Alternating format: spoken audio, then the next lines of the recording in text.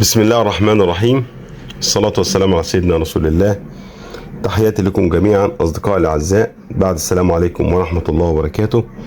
النهاردة إن شاء الله هنتكلم عن مزرعة أبو رحيم دي. انتوا فاكرين المزرعة دي أنا كنت صورتها قبل كده على الطريق الصحراوي الشرقي. طبعا مزرعة بسم الله ما شاء الله، كان زي ما قلنا هو كان جايب عجلات بقرة او ابقار كاسر وقطف، يعني مراش حاجة بس عشرت عنده.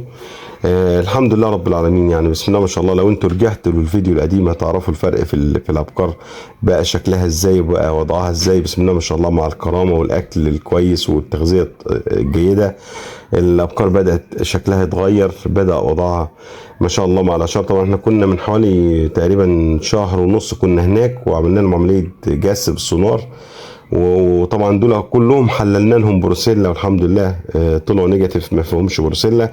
لو انتوا عايزين تشوفوا نفس الابقار ديت في الفيديو بتاع ابو رحيم، مزرعة ابو رحيم بالطريق الصحراوي الشرقي، هتشوفوا الفرق في الحيوانات بقت ازاي وبقت منظرها ازاي.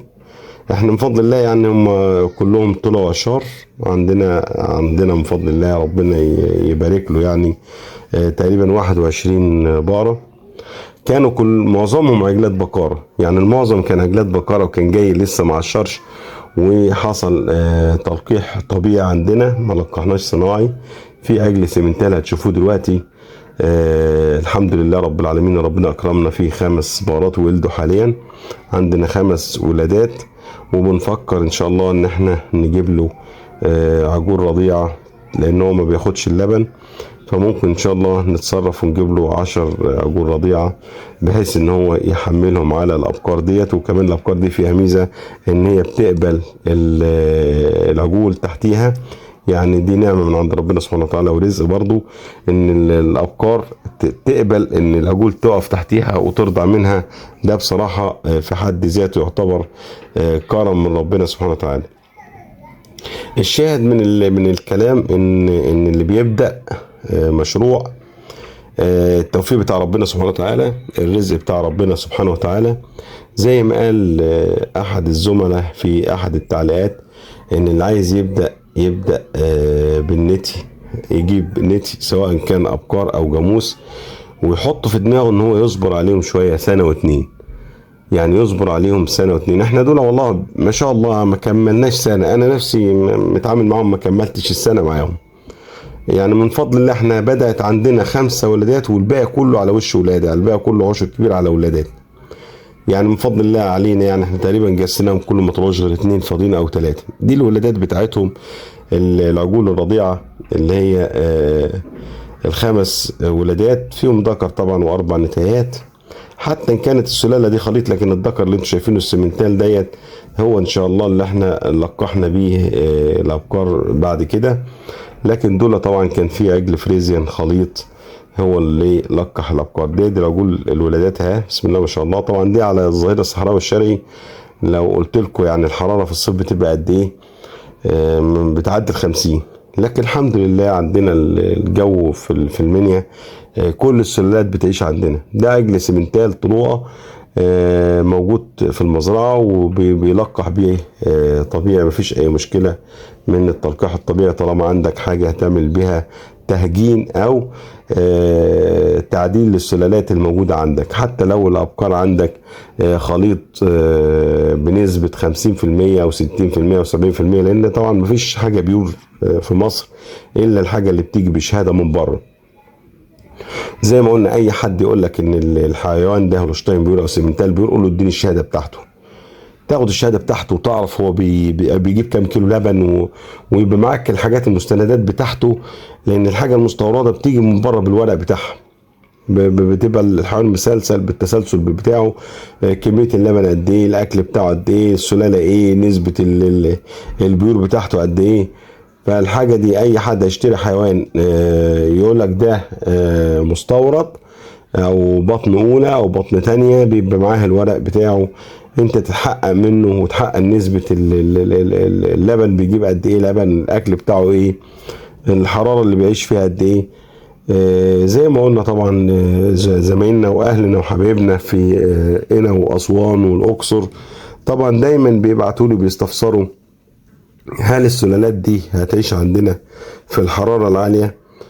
اعتقد ان شاء الله، يعني اعتقد ان هي ان شاء الله تتكيف بشوية اجراءات بسيطة، مروحة، ترش مية، تحطهم في مكان هاوي، ممكن انك انت تحاول توفر لهم البيئة المناسبة اللي هم يعيشوا فيها. طبعا دول الابقار، باقي الابقار اللي هم الاشهر لسه ما ولدوش. طبعا ده عنبر تاني وعجبني قوي. طبعا العنبر ده انا صورته قبل كده بس كان لسه السقف بتاعه ما اتعملش.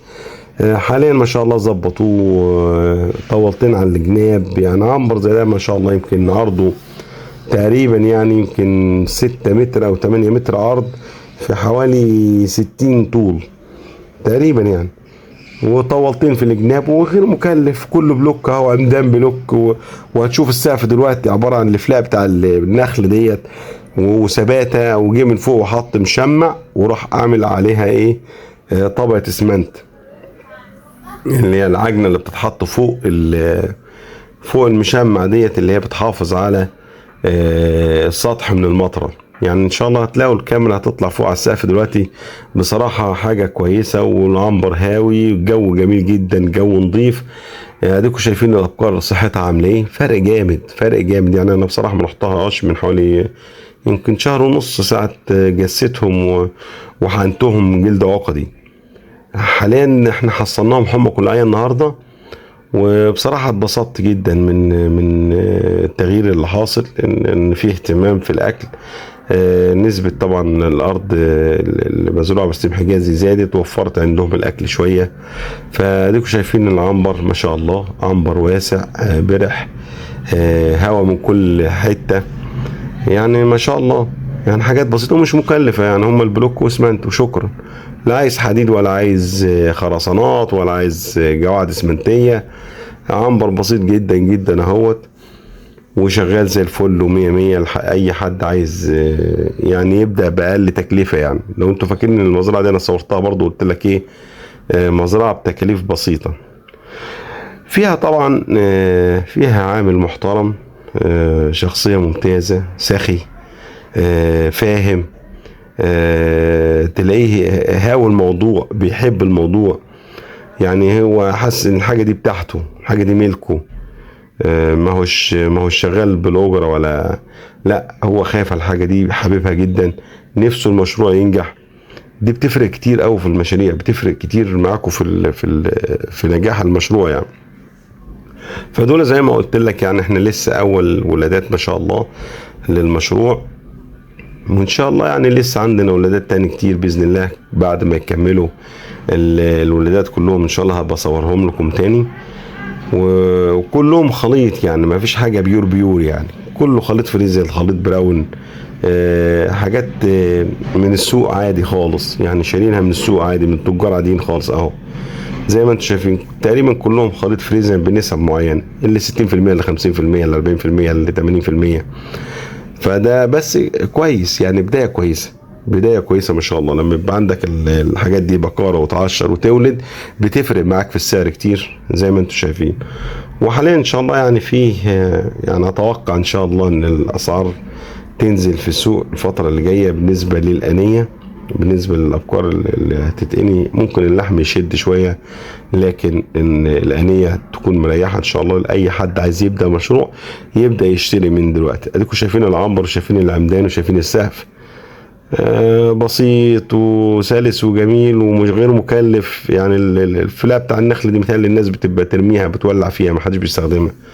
هم مستخدمين الفلوقة بتاع النخل مع الثباتة، والامور ماشيه زي الفل والحمد لله. وعنبر جميل وواسع وهاو تمام التمام، يعني ده يشيل 100 بقر، ممكن احط 50 في الجنب ده و50 في الجنب ده.